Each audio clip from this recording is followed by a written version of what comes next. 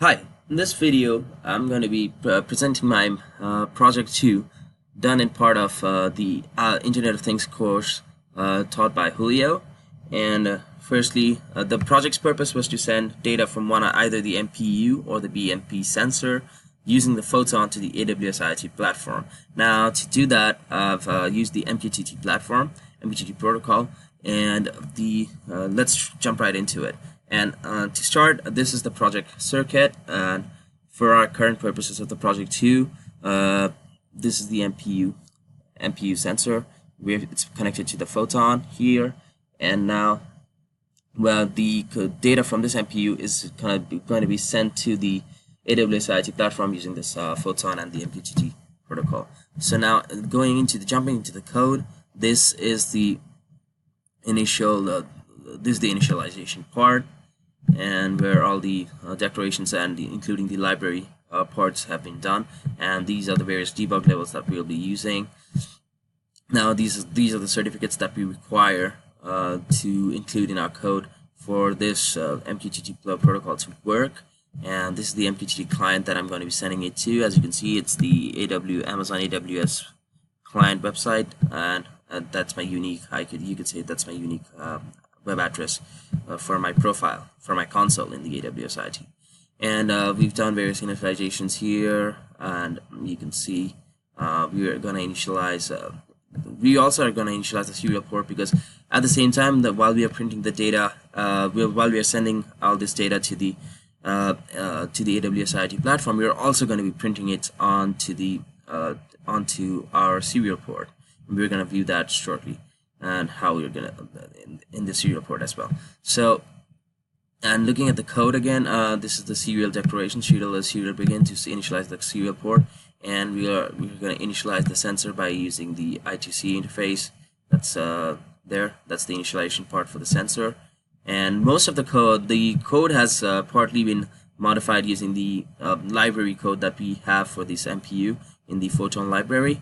And basically, yeah, a lot of the comments that you see here might also be from the library as well. And yeah, these are the data that's going to be serially printed. Now, moving on to the part where we're going to publish this data. The data that we're going to be publishing is going to be gyroscope and magnetometer data. So that you can see here, we're going to publish it to the subscription punit/test, which we have created earlier in the code over just above here, I believe. Yeah. So here you can see we've created that here in the setup part, and this subscription is what we're going to subscribe to in the AWS IoT platform. We're going to see that momentarily, and we're going to publish all this data by concatenating this into a string into this. Now let's flash this code and get started.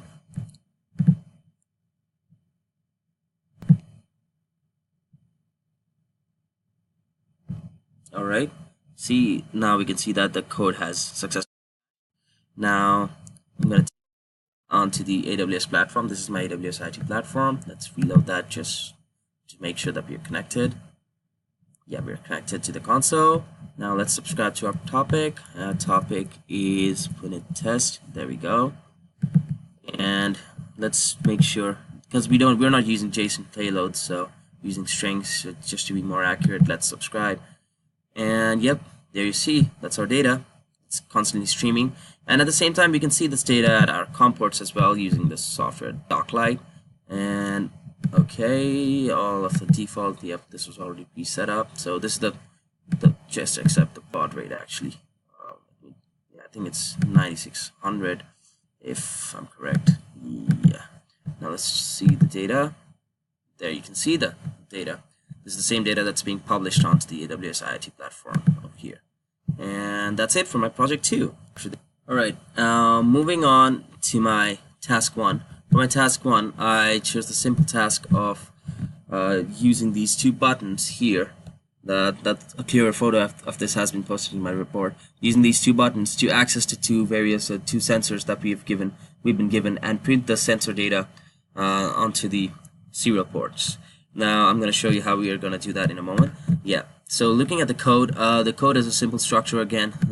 These are the initial libraries that we include, and we've defined various debug levels here, and these are the switch declarations here. Okay, and so this is the I2C interface declaration, and again, more of the button setups there, and yep. So it's more of the same for the setup with regard to the MPU, but with regard to the BMP, it's just going to be a little bit different, I believe, where it's just going to do a BMP begin, and yeah, and basically that's how the BMP is accessed. And now, going into the switch part, in the switch part, if we have corresponding switch, corresponding switch 0 with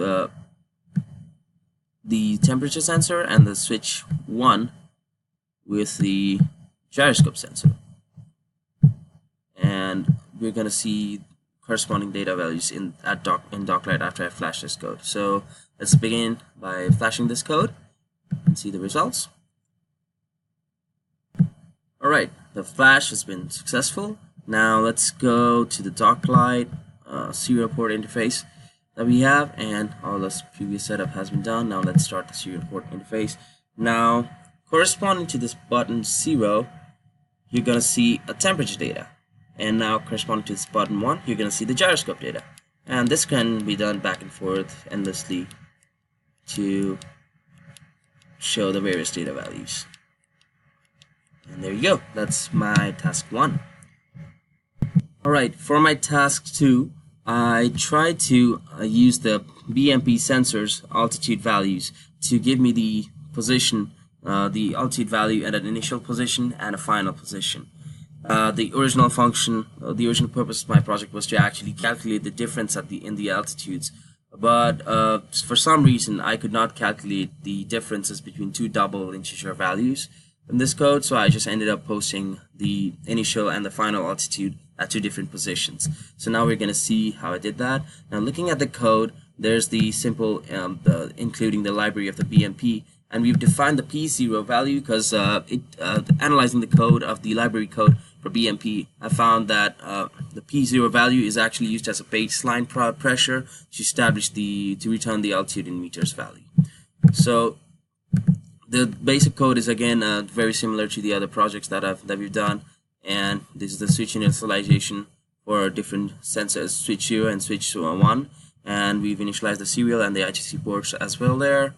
And when we press switch 0, it's going to give me the initial altitude, and switch 1 is going to be for the final altitude there. And I attempted to calculate the altitude difference as well, but as I told you earlier, I was not able to do that because it would not allow me to calculate the difference between two double values. In the meantime, let's flash the code. And I don't know, that was a strange problem for me. I tried many times, but it's for some reason it would just not return a correct value in the two integer values of initial and final readings. Now let's the code has been flashed. Now let's go to Docklight to see how the results correspond. Now when I press this button, that's my switch 0, it's gonna give me an initial altitude. So let's take this down over here, all the way over here, to give me a more higher difference between the initial and final altitude. So this is gonna be my initial altitude. As you can see, that's 177.30. Let's take it all the way up here, and let's try and calculate the difference now. That's gonna be a final altitude. So you can see that's, yep, there's a difference in altitude there. And that's it for my project and my task 2.